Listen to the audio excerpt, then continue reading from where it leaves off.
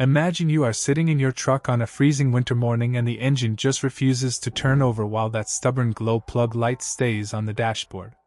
That frustration usually means you are dealing with a diagnostic trouble code P0670, which points to a circuit fault in your glow plug control module.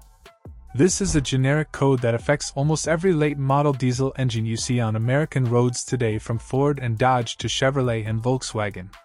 Unlike a regular gas engine, a diesel does not use spark plugs but instead relies on massive compression to heat the air in the cylinder to over 600 degrees, which is hot enough to ignite the fuel the moment it sprays in. When it is cold outside, that heat is lost to the metal cylinder head, so your engine uses pencil-shaped glow plugs to preheat the cylinders for up to 10 seconds. If this system fails, you will notice your engine is very slow to start even in warm weather, and it might completely fail to start when it gets cold. If it does finally fire up, you will probably hear a loud knocking noise and see clouds of white smoke pouring out of the tailpipe as the excess fuel from the hard start finally burns off, and the engine will likely have a noticeable miss until it warms up. The most common causes are simply that your glow plugs have reached the end of their life after 30,000 to 40,000 miles, or you have a faulty relay, or a damaged wiring harness that is preventing the signal from reaching the plugs.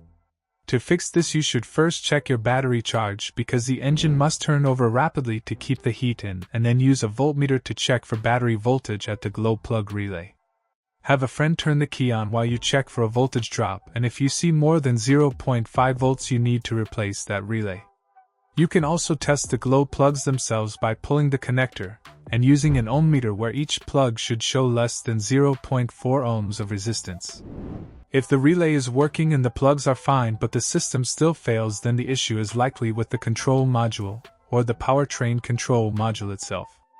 If you find yourself stuck after these checks, it is time to see a professional mechanic to prevent further damage to your electrical system.